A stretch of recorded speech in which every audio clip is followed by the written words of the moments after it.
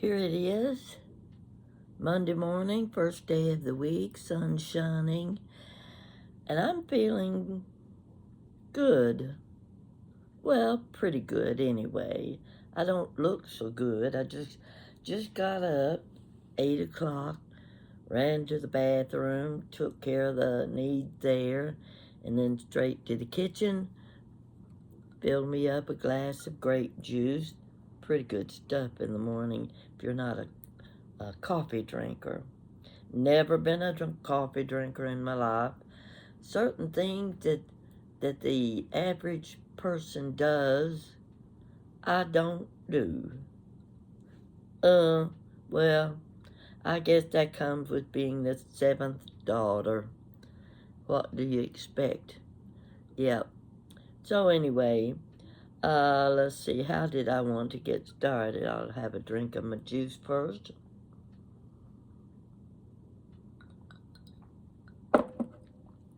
Came in, decided I'd see if I had a few messages overnight, and I did, and that always pleases me to be able to read the good greetings that you give me, and you really do uplift me every day when I read the comments that you make to my stories and the things that I tell. I looked across the room, and there sat my I'll call it a portable stereo. Haven't used it in several years now. I'd taken it out of the closet thinking, I want to listen to my good records. I haven't listened to my 33 RPM records in ages, and they are music that I call good music. You know what I mean. Oh my gosh. The days of Frank Sinatra, the days of, Dinah Shore. I bet some of you don't even know what Dinah Shore did besides have a TV show. She was a very good singer. Goodness gracious, we can go on. And the folk singers, I loved the folk music back in the, when was that? In the 70s, I guess. That was kind of a hippie period, but there was still some very good folk music, Everly Brothers, and my favorite was always Peter, Paul, and Mary. But the Benny Goodman and Glenn Miller music, you just couldn't top it. And you see, I think back when I was a teenager, I had lots of dreams of what I wanted to do, what I wanted to be, and of course, small town, there wasn't much chance of me doing those, what you might call movie star type things, but it didn't hurt to dream. And I remember I've always wanted to dance, loved to dance. Not that I could become a dancer, but just the general idea of listening to good music and being able to just waltz around the room a little bit. It was a good feeling. And as a teenager, I saw all of the Fred Astaire and Ginger Rogers movies, the Betty Grable and June Haver movies, the, Bing Crosby movies, Singing in the Rain. If I'd had the umbrella and the rain, there were times I think I could have gone out in the middle of the street and tried Gene Kelly's Singing in the Rain routine. Wouldn't that have been something? I'd have ended up in the Looney Tune place somewhere. I'm sure I would have. But just, dreaming, that's what it is. It doesn't hurt to dream. Sometimes those dreams can come true. But I remember our dining room had been turned into a sitting room. Had big double windows on one side of the room, and the dining table had been pushed back against the wall.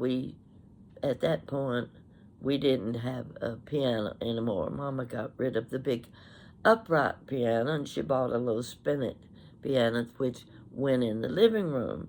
That left the dining room as our sitting room. That's where Daddy read his newspaper, studied his Sunday school lesson, because he was the one teaching the lessons. And in the wintertime, when the weather was bad, he couldn't work. He was in construction work. He was a contractor. So when the weather got pretty cold and snowy in the wintertime, they took about 2 months off, and he was at home. And he would sit over in the corner reading his newspaper, and I would turn the radio on, and I would start dancing on the linoleum rug in the dining room, in the sitting room.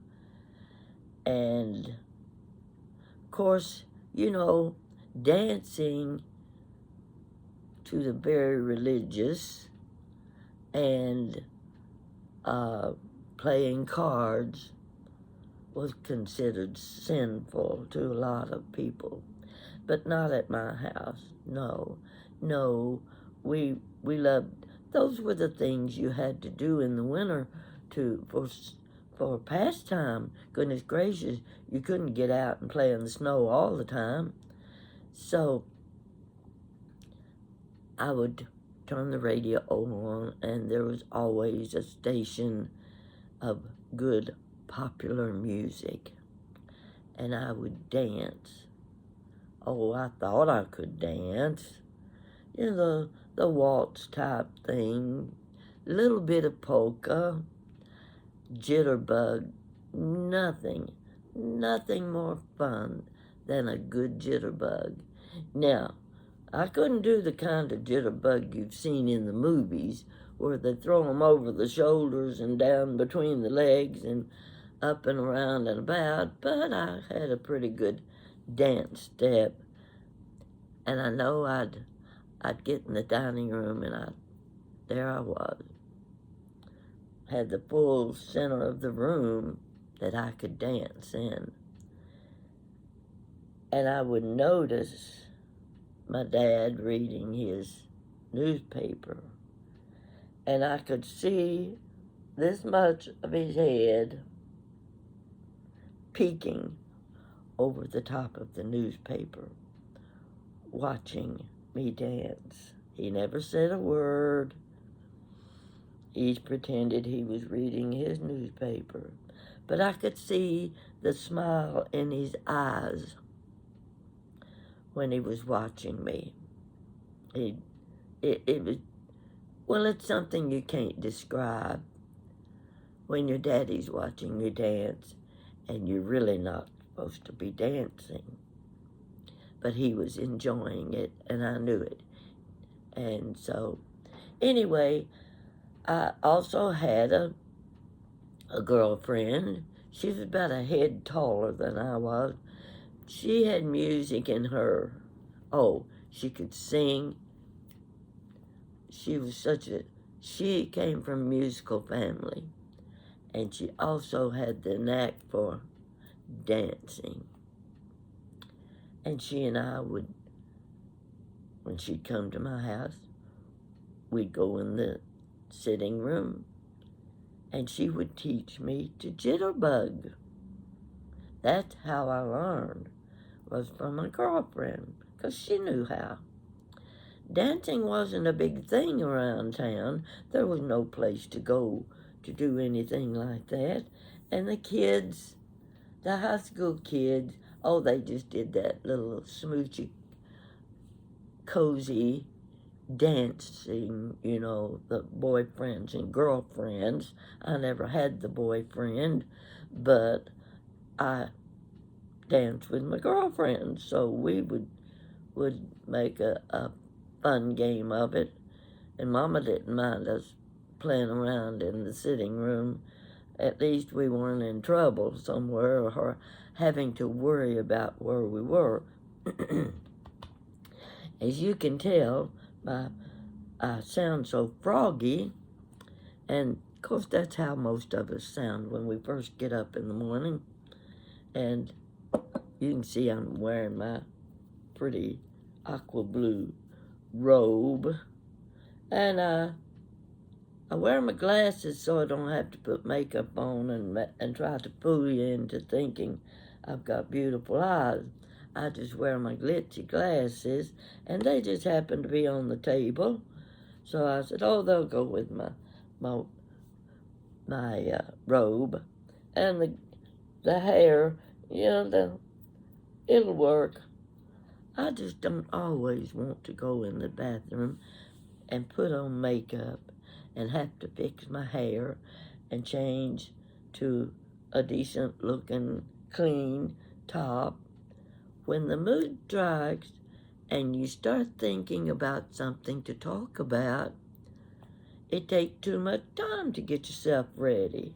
All you want to do is sit down, turn on the iPad, come on, get it to your video, and start talking. That's just exactly what I'm doing. And as you can see, I'm in pretty good mood. It's almost 9:30 now.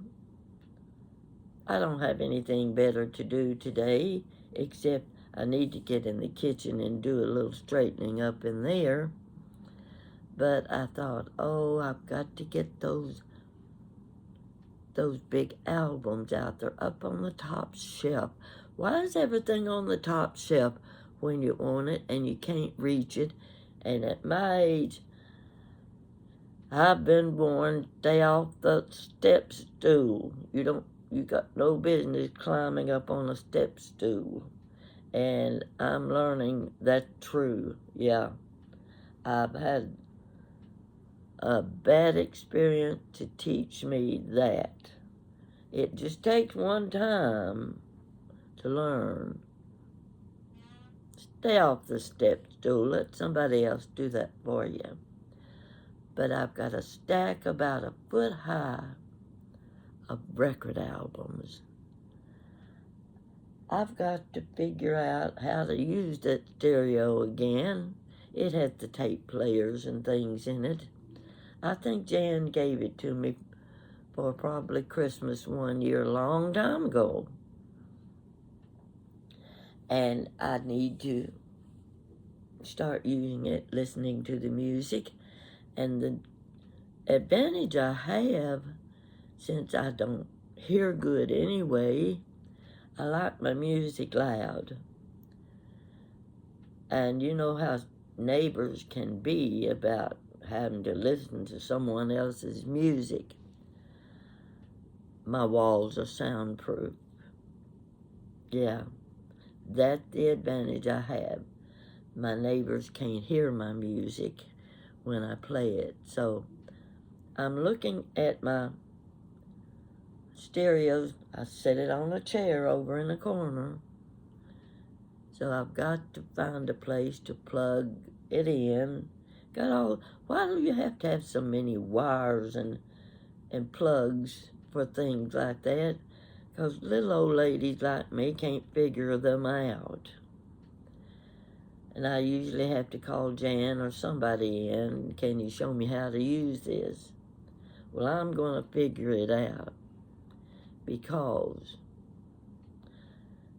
I'm going to clear out the middle of my living room floor and I'm going to dance. Nothing like it. I think that is one of the most entertaining things a person can do. And children should even be taught good dancing. The kind that has a pattern to it, This wiggle worm stuff doesn't go over with me. It's just what I call good exercise. If you want exercise, that's what you do. Get up on the floor and wiggle and do crazy things with your feet that you don't know what you're doing, and wiggling the arms around. But a partner, a good partner that knows how to do the Arthur Murray type dancing. I used to have a partner like that. He's tall, he could do any kind of dancing, and he loved to dance. And we belonged to an organization that met once a month, and once a month we had a social activity. Of course, who was the program chairman? Yes, always me. Who did the decorating? Always me. Who had to go around the room shaking hands, meeting the new people who were visiting and trying to make them feel welcome? Me. That only lasted about, it lasted a couple of years, I guess, when they voted me as president. I got to serve my year, and when I was finished, I was finished. No more. Too much work involved, too much responsibility, and I was ready to let someone else take over. But every month, we went out we had choice places in town that played our kind of music. And that's where we went. So, my friend Brady, he was a fantastic person. He was so good to me. He was a caretaker, you might say. He watched out for me. He was protecting me. And we loved to dance together. He would nearly wear me out with a jitterbug or polka. You want to get tired? Get up on the dance floor and try the polka. Now, I have to tell you, now I wasn't what you call a natural dancer, but I could pick up the step pretty good, and I loved the cha-cha-cha. Yeah, you can create your own dance step with the cha-cha-cha. But one night, after we'd had our program, whatever, we went to one of the club members' houses.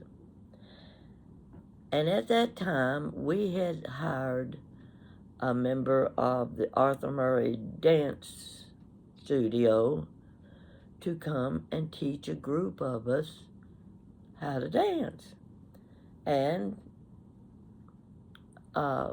it was fun. We wanted to learn. We wanted to do the proper steps. So we were at this lady's house, and he was explaining the tango. Well, how many people, ordinary people, can tango? Wow. I figure if you can tango, you can do any kind of dance. Except with the jitterbug, I don't do the over the shoulder and between the legs and around the waist type thing.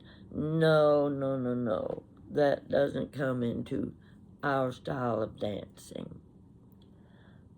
But he goes on to explain the theory of the tango. Well, I need a partner. I need a partner to show you. He looks around the room, and the other girls are backing off, and then there's me. Of course, there's me. Oh my gosh. He pointed to me, and oh, well, why not? I might as well take a chance, you know. So they put the music on, and he started teaching me how to do the tango. Now, I don't think I have to tell you,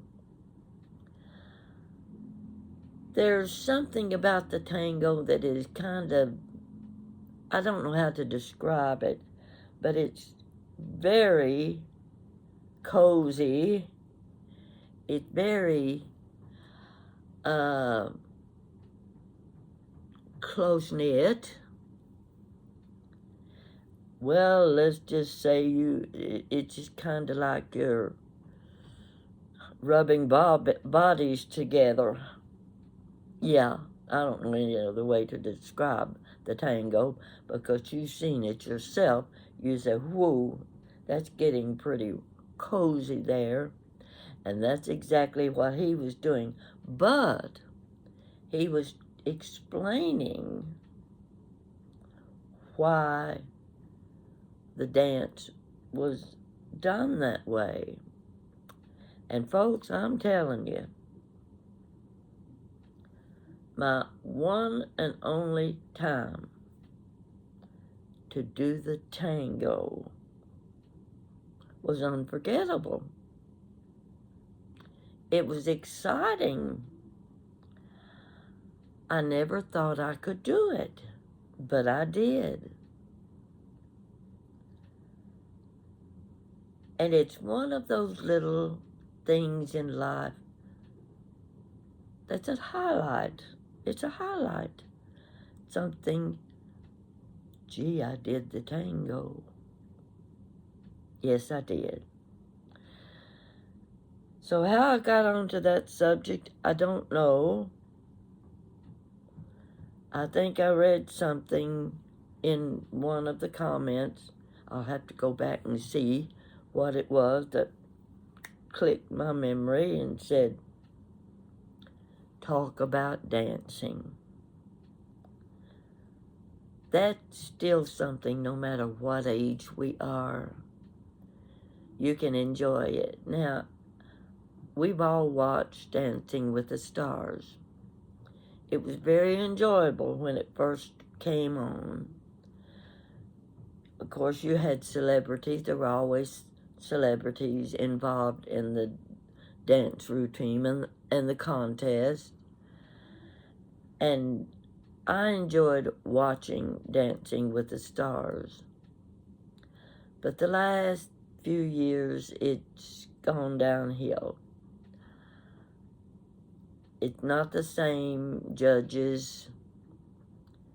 Everything about it has changed, and I don't enjoy it so much anymore. But I suppose that's true with anything you do. I don't care if you're playing bridge or what you do. But I've never known a bridge player to ever get tired of playing bridge. Things grow old and you make changes, and I don't want Dancing with the Stars anymore. But I still like the feel of dancing with a partner, someone you can follow. I think I was watching, it was an old movie last night. I'm trying to think what it was. Deanna Durbin, one of my favorite movie star singers.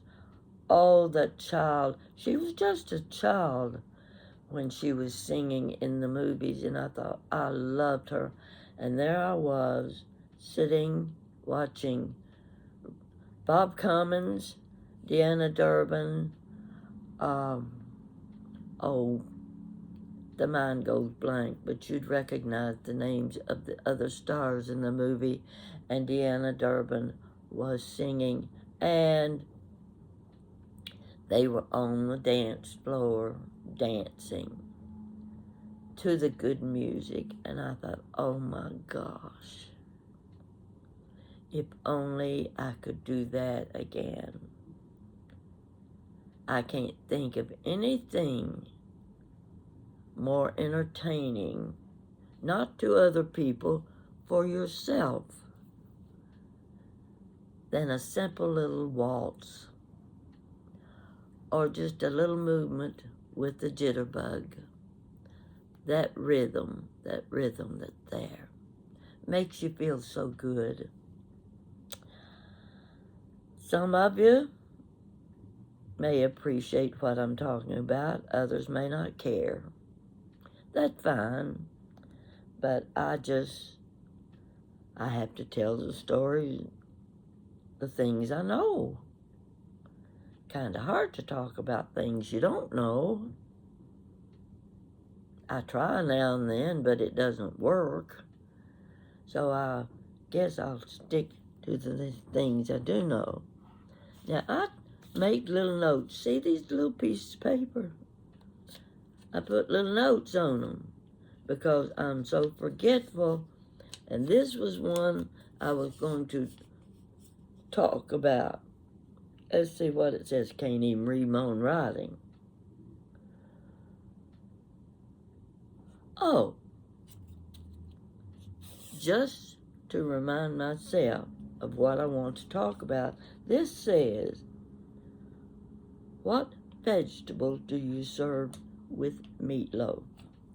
There's more to it than that just so that I don't forget that I want to do another story. I'm sitting here looking at three little recipe cards.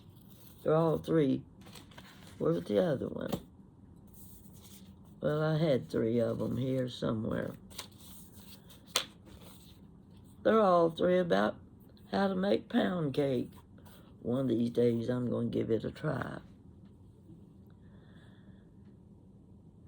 I can't think of anything else to talk about this morning except I do want to say this. I don't want to offend anyone,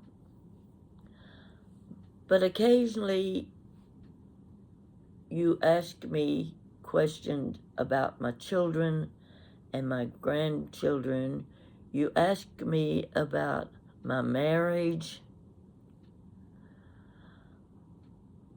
My children and grandchildren don't really want me to go into their personal lives.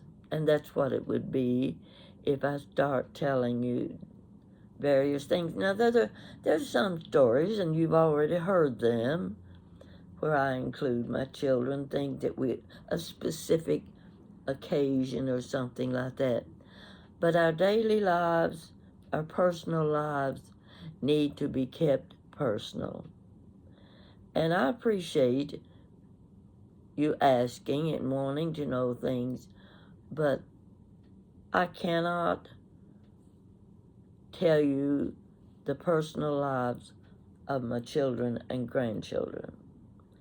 I can't tell you the personal life about my husband and me. Those things were personal. You don't share them with the world. It's like,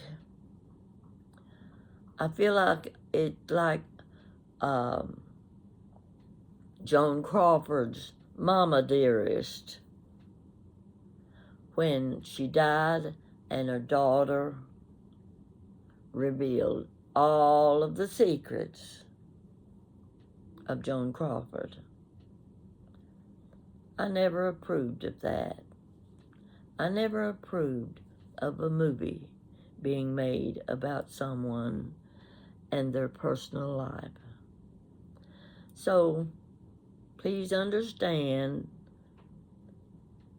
that I won't be telling you very many things about the children and grandchildren because that's their preference. They want to keep it private. So I'm sorry if I have to tell you that, but there's enough to talk about that we don't have to do that. I can talk about my friends, the fun things, the meeting of new friends, things like that. That's not what I consider actually personal. When you get into the home life, that's when it gets personal. So much for that. I'm going to finish my grape juice.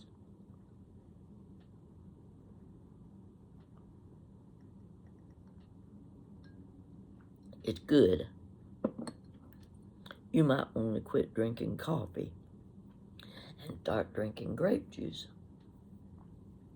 Well, I know coffee's a habit, just like cigarettes used to be. Dr. Pepper's my habit.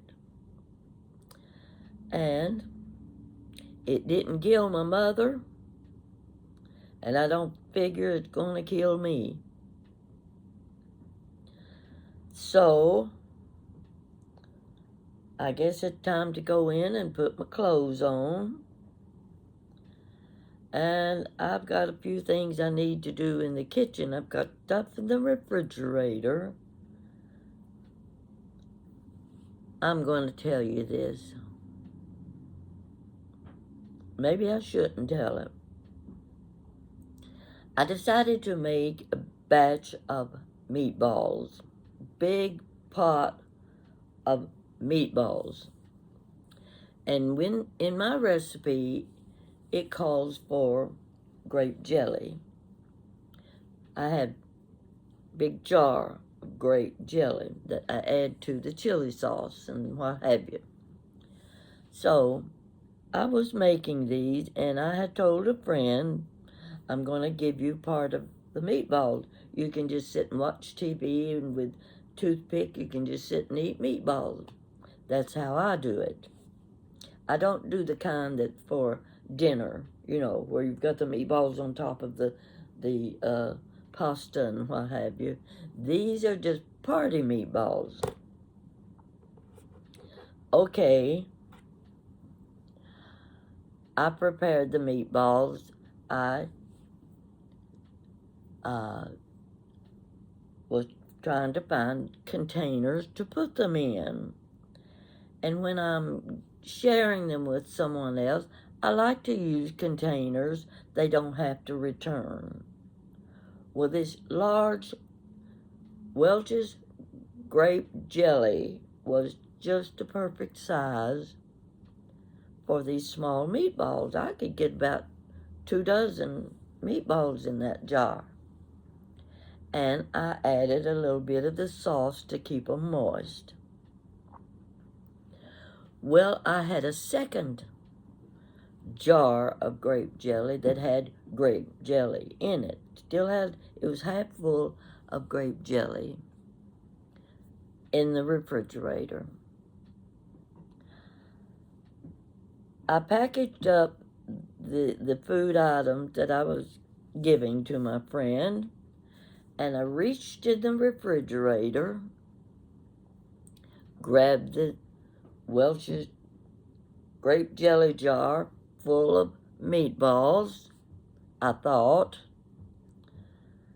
and added them to the bag, gave them to my friend. He takes them home.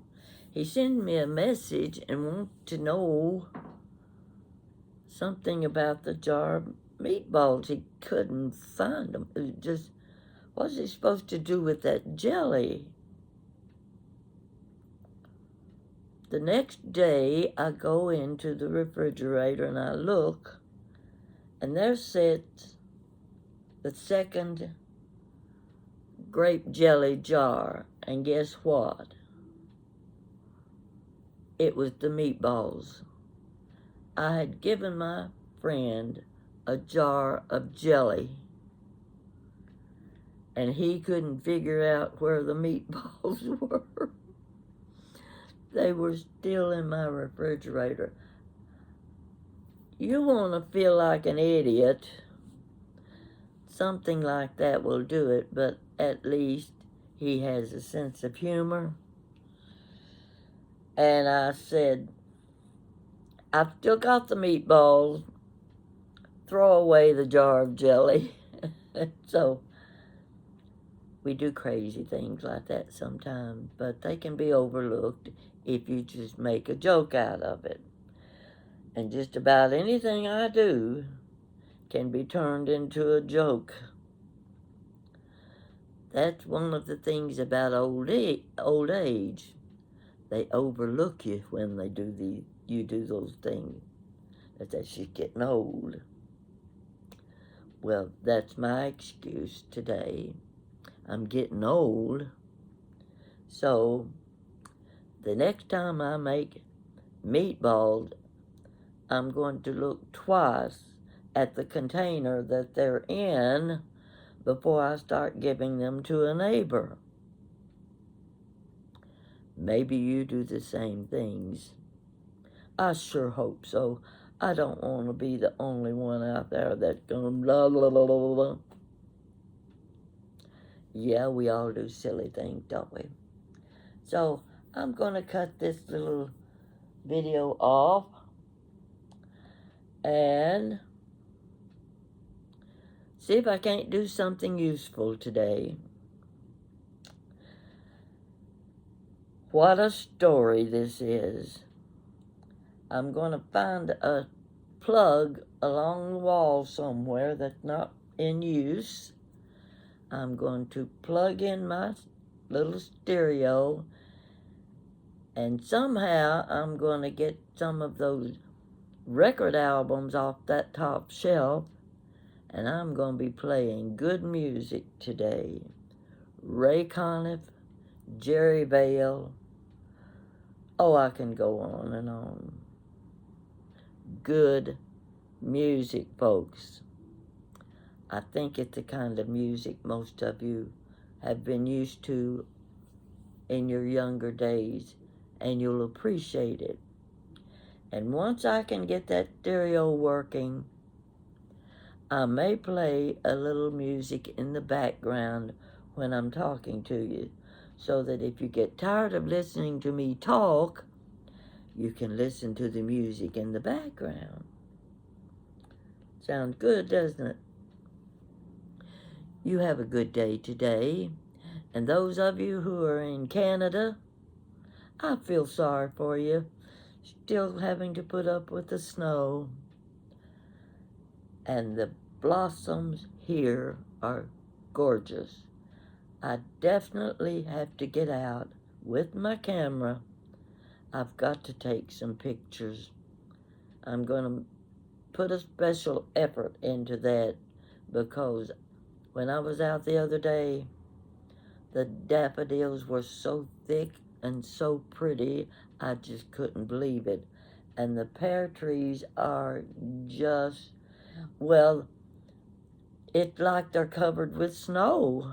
They're so white and so beautiful. So, stay with me. I'll be back with more stories. And thank you for watching me. Tell your friends I'm here. They might like some of my stories too. So I'm just about down to story number 422. You get bored, can't think of anything to do, grab a pillow, get your cup of coffee or Dr. Pepper, lie down on the couch, and watch Granny Pat telling her crazy stories. That's when things get rock bottom. That's how you'll entertain yourself. Watch Granny Pat. Thank you, folks. I really love all of you. Thank you much.